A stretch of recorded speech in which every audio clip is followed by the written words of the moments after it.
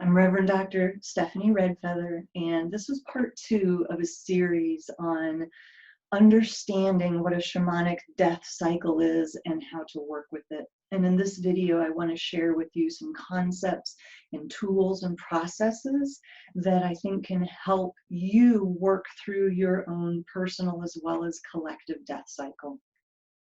The first thing to understand is that while so I'm not in this moment talking about somebody that you might know who might have actually died from the virus. I'm talking about the symbolic death process that you're experiencing as an individual, that your family, your community, your state, your country, our world is experiencing. It's a symbolic death process. It's a psychic death process. And yet, even though a person has not died in a symbolic death process, we still experience all of the same stages of grief.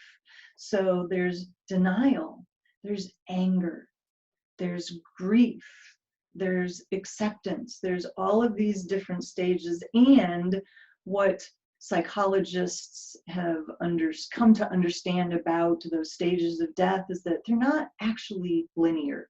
You don't necessarily have one thing that happens first and then the next thing second and the next thing third.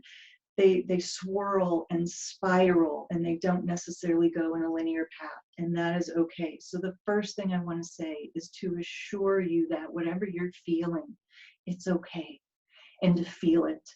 If you're angry, then be angry. Find constructive ways to move that energy and express that anger, but don't hold it in, because it's only going to build up and cause an explosion. If you're feeling grief, then feel the grief. Cry, be sad, mourn what is dying, mourn what we're losing, mourn what isn't so anymore. That's natural and it's healthy. But in our culture, we're not even very good at giving ourselves enough time to mourn when a person actually dies. And so if you need permission, then I'm here to say, do it. Give yourself that time and space to move through these emotions, to recognize what's happening. You are part of a collective. You are part of the entire planetary bio network. We are all connected to one another, all sentient conscious beings. We're all connected on some level. And so whether you identify as an empath or not, that's a huge part of my work. I wrote a book about it. Whether you identify as an empath or a sensitive soul, you are picking up on the collective energies. You're certainly picking up on the energies of the people you love and the people you're close to and you spend time with. And so recognize that these feelings are real. This sense of loss is real. How do you work with that? I find ceremony to be so incredibly useful, because ceremony is an enactment in the physical realm of something that is non-tangible, non-physical, and it helps our psyches process and understand and make sense of things when we can apply a physical act to represent what's happening to us internally. So I'm going to give you several different ways that you can work with the idea of releasing or death. And if you're not ready yet, you're still too much in grief and too much in anger, then just bookmark these things in your brain, put them in your back pocket, come to them when your intuition, when your spirit calls you to, and you feel ready to do it. One simple way of working with these energies is to write out what you're releasing. I release this. I let go of this. I am complete with this. Write these things out. When you're complete with it, create some kind of ceremonial space, even if it's just lighting a candle, if you have an altar, opening up or activating your altar, praying, whatever version of creator you connect with, praying, setting the sacred space so that you are ceremonially releasing these feelings, these behaviors, these values, these structures. After you've written them down, you've opened sacred space, proclaim these things as statements out loud. And then there are several things you can do. You can take that piece of paper and burn it. And the fire is representing the transformative powers of transmuting those things into a different form, of releasing them, taking them into the back to creator, if you will. The smoke can represent for you sending your prayers or your intentions up to heaven, up to spirit, to receive and hear them.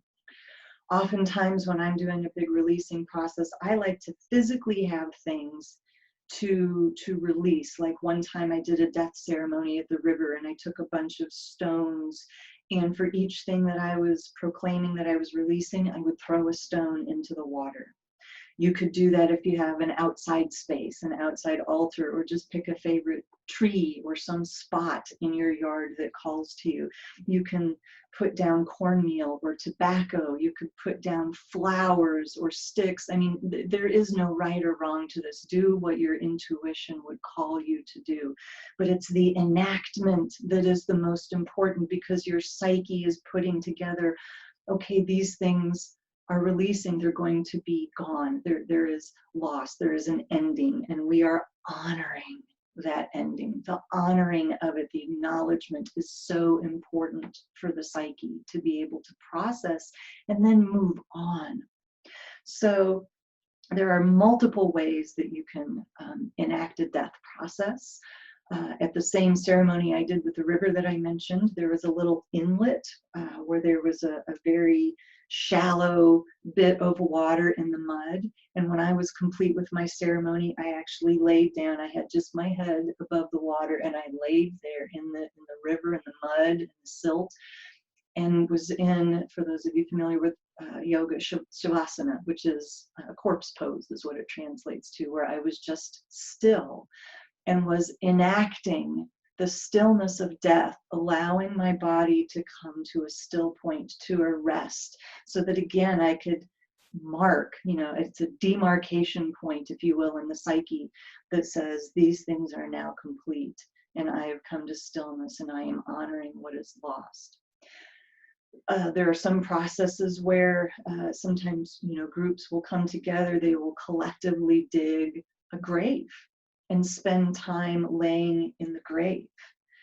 There are so many different ways that you can enact a death process. And so these are just a few things that I offer to you to help you with that. You can also drum, you can rattle, you can tone, sing, chant, anything that feels honoring to you, anything that feels right to you, to call in the spiritual team that you work with to be a part of the ceremony with you and to help you release. What this also does is it creates space, because if we're still holding on, then we have no room in our container, if you will, our energetic body, our psychic space, for what's new, for what is seeking us, for what is newly wanting to express through us. You cannot put something in a closed fist, right? And so when your fist is closed, when you're holding on to, when you're gripping, then you're indicating to the universe that I'm not letting go. I'm not making space. I don't want the new. And so when you can let these things go, especially through ceremony, you're clearing out space for the new to come in. It's also important to recognize that timing is important here. So as I said previously, there is a natural completion of your anger, of your grief, if you let them run their course. If you stifle them and hold them back and don't let them express, then they're not going to be able to complete their process. And so letting all of that energy move through you is very important, and each person has their own natural timing to do that.